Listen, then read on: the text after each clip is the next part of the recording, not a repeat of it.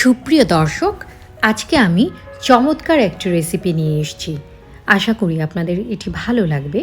এটি কলা এবং সুজি দিয়ে তৈরি একটি চমৎকার খাবার। তো চলুন দেখি এটি কিভাবে তৈরি করেছি।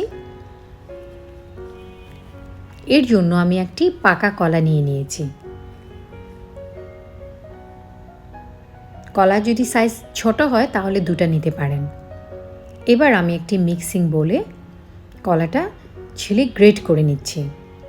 চাইলে আপনারা এই কাজটা ব্লেন্ডারেও করতে পারেন, কিন্তু কলাটা একটু শক্ত, আমি সেক্ষেত্রে দেখিয়ে দিচ্ছি। আপনি চাইলে গ্রেটারেও এইভাবে গ্রেট করে নিতে পারেন।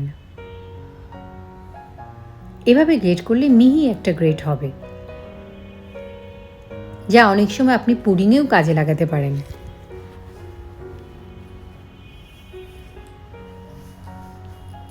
দেখতেই পাচ্ছেন এটা কতটা মিহি হয়েছে।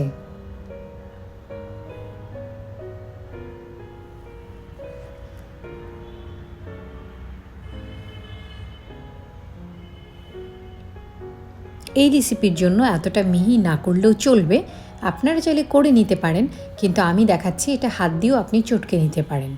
যেটা আপনাদের সুবিধা হয় আপনারা সেটাই করে নিতে পারেন।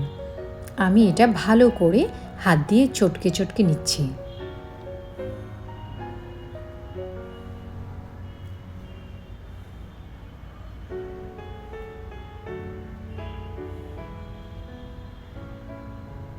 এবার আমি হাফ কাপ চিনি দিয়ে দিচ্ছি।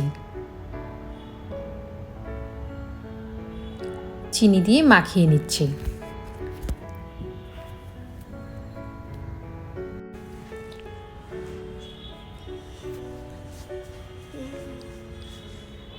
চিনির কারণে এটা ভালো করে চটকানো যাচ্ছে এবং অনেক বেশি স্মুথ হয়ে যাচ্ছে। একটু একটু গোটা গোটা আছে, সেটা থাকলেও কোনো সমস্যা নেই। এবার আমি হাফ কাপ সুজি দিয়ে দিচ্ছি, হাফ কাপ আটা দিয়ে দিচ্ছি। আপনারা চাইলে আটার পরিবর্তে ময়দাও ব্যবহার করতে পারেন। এবার আমি ভালো করে মাখিয়ে একটা রুটির কায়ের মতো কাই তৈরি করছি। পুরোপুরি রুটির কাই হবে না, আর একটু সফট হবে।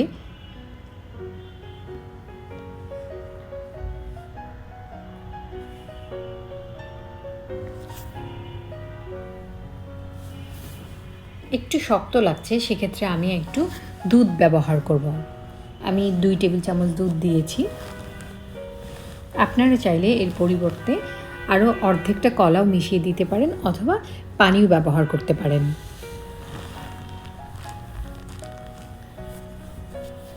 সব মিলিয়ে আমি 2 টেবিল চামচ দুধ দিয়েছি। এবার আমি এটিকে ঢেকে 20 মিনিটের জন্য রেখে দেব।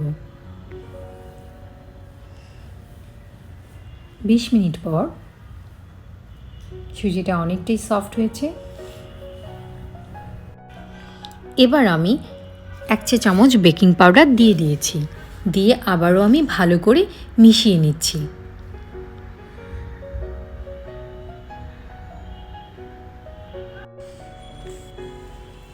ভালো করে মেশানো হয়ে গেছে।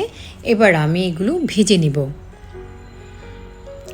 একটি প্যানে আমি পরিমাণ মতো তেল নিয়ে নিয়েছি। তেলটা কিছুটা গরম হলে এভাবে ছোট ছোট করে বলের মতো আমি দিয়ে দিচ্ছি। আপনারা চাইলে ছোট চামচ দিয়েও এটা দিতে পারেন।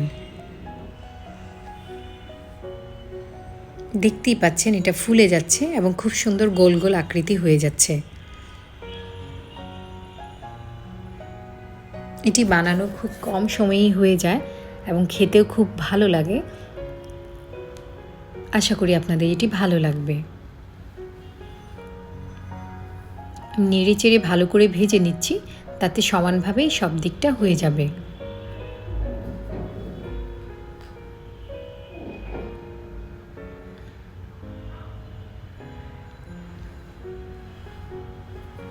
এটা খেতে অত্যন্ত সুস্বাদু। আশা করি আপনারা বানালেই সেটা বুঝতে পারবেন। এগুলো হয়ে গেছে, আমি তুলে নিচ্ছি।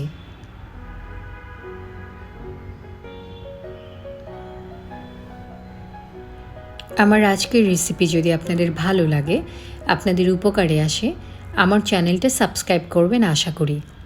লাইক, শেয়ার এবং কমেন্ট করে আমাকে সাপোর্ট করবেন। আর হ্যাঁ, পাশে থাকা বেল আইকনটা ক্লিক করে দিবেন, তাতে করে আমার ভিডিও নোটিফিকেশন সবার আগে আপনি পেয়ে যাবেন। আমি পরিবেশন করে দেখাচ্ছি।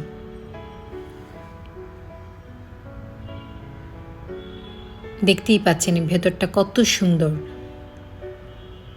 লিয়াস রেসিপির সাথে থেকে ব্যতিক্রম রান্নায় নিজেকে আত্মনির্ভরশীল করুন।